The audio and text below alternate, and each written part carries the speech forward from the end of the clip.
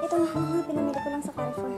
329 Friday, May 10. Tapos, i-flash ko na lang siguro sa screen yung mga price. Kung luto din ng lumpiang gulay. Cute siya. Ito na pala yung gagawin kong lumpiang gulay. Meron na pala akong bagong skincare na yun.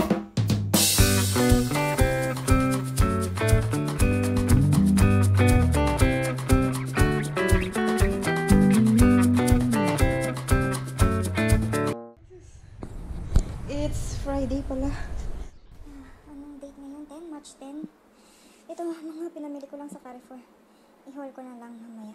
Kasi meron dito, bumili ako ng clams. Ibababad ko muna siya sa ano. Sa tubig na may asin para malinis na siya. Oras na. 3:30 na. 3:30 ba? O 3:29. 3:29 Friday, May 10. Mag-haul lang tayo. Ngayon na lang ako ulit makapag-vlog. Tapos haul pa. Haul na naman. Laging haul. Bili ako ng mga groceries sa Carrefour na naman. Kasi, syempre, mas maraming options kasi doon yung pagbibigyan. Ito, bilisan ko na lang. Ito, tomato ketchup. Dalawa na. Tapos, itong coconut oil ulit. Kasi maubos na yung coconut oil na gamit namin. Tapos, ika-flash ko na lang siguro sa screen yung mga price. Kasi hindi ko na matandaan. Yung Vita Coco na coconut water. Yan. Tapos, bumili ako nitong Maggi na coriander. Coriander to. Yan. Oo. Coriander with garlic. Yan. Sana masarap siya. Tapos, bumili din ako ng chili oil with garlic. No, garlic oil and chili pepper. Nivea na clear up facial scrub. Meron kasi itong salicylic acid. 99% pure sea salt, salicylic acid, tsaka hyaluronic acid ito. Baka maganda siya sa face na katulad ko ng acne prone. Tapos, bumili ako ng shredded na carrots. Tinatamad maghiwa. Kaya ito na lang binili ko. Kasi plano kong magluto ng egg wrap soup, tsaka na buckwheat noodles. Gagamitan ko lang ng clams yung binili ko. Sabi ko kanina na ibababad ko na sa salt water. Tapos, talagyan ko lang ng gulay. Kasi meron naman akong parang soup base na ang flavor niya, seafood. Kaya bumili ako ng clams. Mura lang yung clams, 350, parang ganun. Tapos, pero konti lang yun. Sa Carrefour. Pampalasa na lang din. Bumili ako ng Betty Cracker na cake mix. Tapos, sugar-free to yung binili ko. Siyempre, cat food na dry. Yung Friskies, meaty grills. Kasi yung una namin binili sa kanya, hindi na ako nakapag-vlog doon. Parang seafood mix yun, kulay blue. Gusto niya din yun. So, ito baka magustuhan niya rin. Gusto niya yun, so alam na namin na gusto niya yun. Tapos, ito papatry namin. Tapos, itong plates naman. Fancy fish puree. Puree ba yun o puree? Puree kiss. Ano siya? Chicken puree with tuna flakes. Ito siya. Bumili din kami ng gato, pero iba yung flavor. Hindi ko na rin yun na vlog. Kasi lately, wala talaga akong vlog lately. Dami pa naman namin pinagpupuntahan noong May 1 hanggang May 5 kasi walang pasok yung asawa ko dahil niya na bakasyon outside ng Qatar. Tapos ito ulit Dental Bites. Kasi wala nang namang dental life sa online. Tapos, plano kong magluto din ng lumpiang gulay. Kaya bumili ako ng ganito, pang lumpia. Bili din ako ng hopia. Parang 7 na. Tapos, ito yung mga gulay. Wait lang. Wala, ang dami pa lang. Ito yung mahirap pag nag-online eh. Kasi minimum nila. Ito yung capsicum. Green bell pepper. Ilang piraso to? 4. Kung ako lang po yung kung ako yung nandun, 2 ng bibili ko. Bumili ako lang. Tingnan yun, dami din na naman. Onion. Kung bibili lang ko ng 2. Tapos, itong garlic. Ang bibili lang din ako, 2 lang din bibili ko. Siguro, ibebenta ko kaya. Benta ko kaya sa mga kusina ko lang. Tapos, niya ha? Ano kami kapalit? Panood niyo yung video ko sa Salwa Beach Resort. Nakita ko yung mga ka-opisina ko doon ng mga babae, yung mga bata pa. Nakakaftan dress sila. Ay, sabi ko, parang gusto ko ng ganun. Tigten lang ata ko. Oo, tigten. Isang long, tapos isang, medyo mas maiksi. Ito yung mas maiksi. Wala, ang laki. Siguro bibigay ko lang. Kasi isang size lang siya. Walang pagpipilian na size. Free size lang talaga siya. Tsaka yan. Kasi alam ko na iiksian to eh. Parang pwede siyang paliitin eh. Sige, try ko muna. Wait lang. Sa tingin ko, hindi ko bagay itong haba. Kasi ang haba niya, sumasayad. Ayan o. Pero ang ganda sana. Kung hindi siya ganun kahaba. Or, mag-ano na lang ako. May heels naman. May heels naman yung Crocs na ko binili noon. Baka pwede naman to. Ayan o. Cute siya.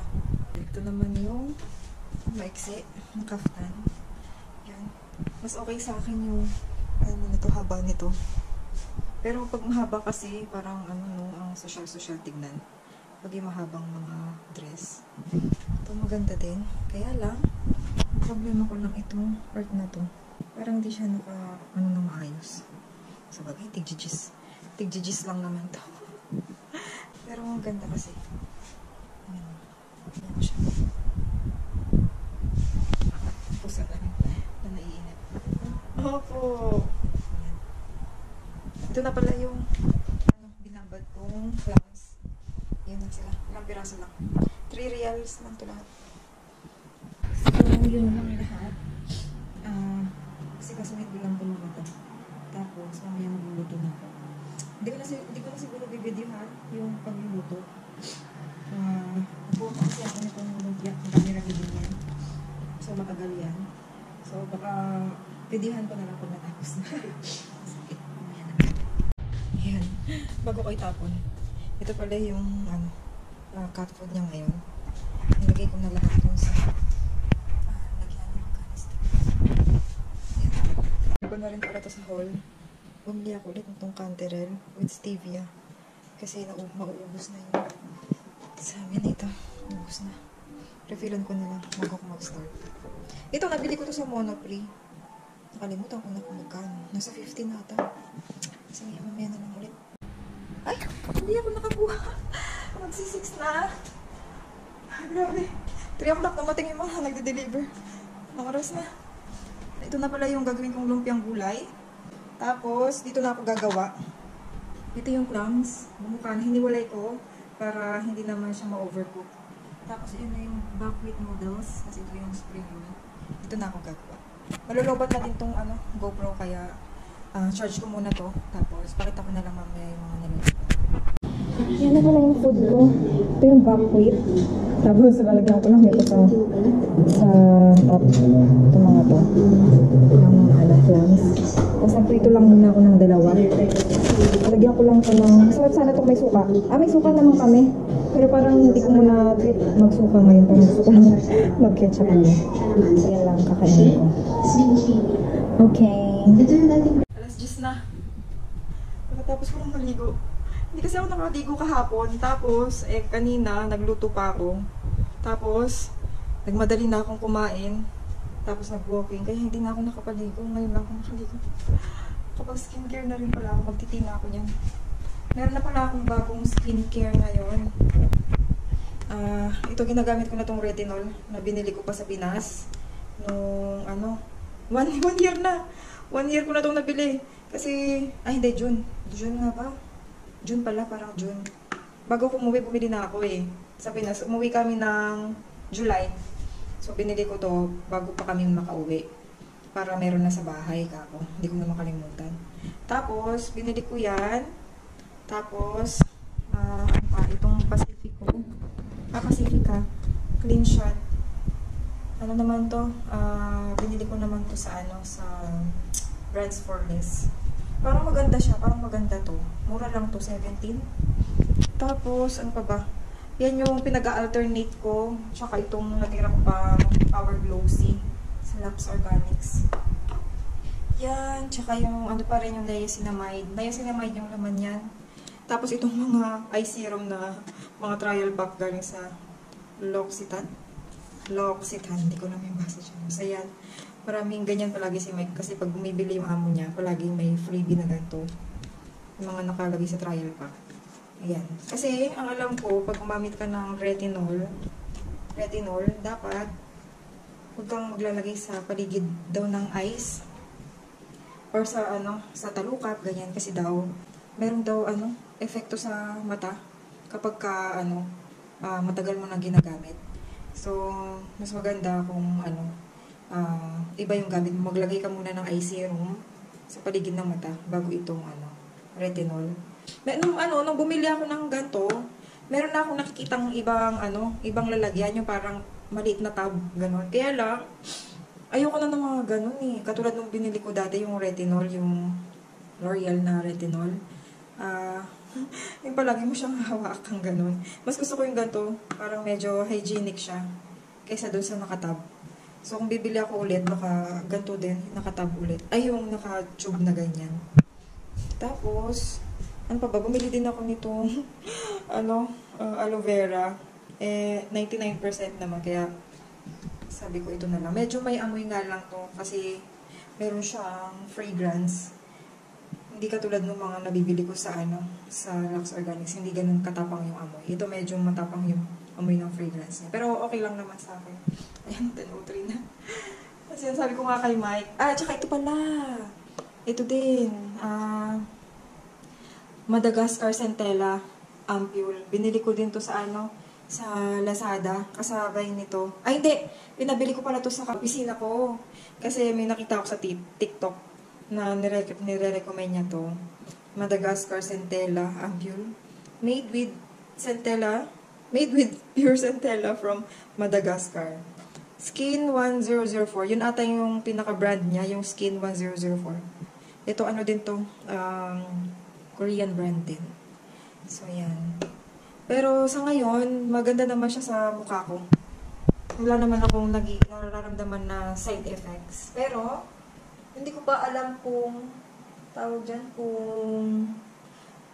meron siyang magandang effect sa akin. Kasi hanggang ngayon. Kasi feeling ko yung skin ko parang mabagal na siyang mag-absorb ng mga products. Ganun. Kasi kung ano-ano nang nagamit ko. Ayan, no. So, yan. Dito sa mukha, meron pa rin ako mga marks. Pero palaging, parang feeling ko talaga, nararamdaman ko na palaging malinis kapag ginagamit ko yung Clean Shot ng Pacifica. Kakabili ko lang yun. Magtitina pala ako. Ito. Di ba kanina nagluto ako? Sabi ko, papakita ko. Kakamadali ko, hindi ko na napakita. Basta nakagawa ako ng... Nalalapat ko. Ay, basta nakagawa ako ng 19 pieces na lumpiang gulay. 19 lang nagawa ko. Di meron pang isa. Sabi ko, ano gagawin ko sa isa? Sayang naman. Binalot ko yung ginisa ko kanin. Bukas, siguro, yan, kakainin ko yung kanin. Tapos, siomai, tapos, wala din pala ako talagang pagkain. Yun lang talaga yung makakain ko. Siomai, tapos lumpia, tapos yung sabaw. Yung nakakain ko bukas. So, nung di ko lang kung nakwento ka na, nung May 1 hanggang May 5, walang pasok si Mike. Kasi out of the country yung amo niya ng 5 days. Kami naman, magmula 3 hanggang 5, wala kaming work kasi yung 3, 4, Friday, Saturday, wala talaga kaming work. Tapos yung 5, Easter Sunday ng Christian Orthodox. Yung may-ari ng company namin, Christian Orthodox sila. Kaya yun, Easter Sunday nila nung May 5, wala kaming pasok. So, parang 3 days kami magkasama ni Mike na walang pasok. Tapos, sa 3 days na yon, ang dami namin pinagpupuntahan na mall. Kaya ang dami ko tuloy na bili-bili na kung ano. So, yun, yung Clean Shot na yun, nabili ko nun yun doon sa Brands for sa Place Dendo. Kasi, ang una namin pinuntahan yung Place Dendo Mall. Tapos, sumunod na araw, DFC naman. Tapos, yung pangatlong araw, DFC pa rin na may kasamang IKEA. Tapos, ano pa ba ang pinagagawa namin? Nagdagdag na kami ng frames. Oh, I love you forever. Nagdagdag na kami ng frames sa wall. So, magpapa-print na lang yan ulit si Mike. Isasabay niya ulit kapag nag-upload ako.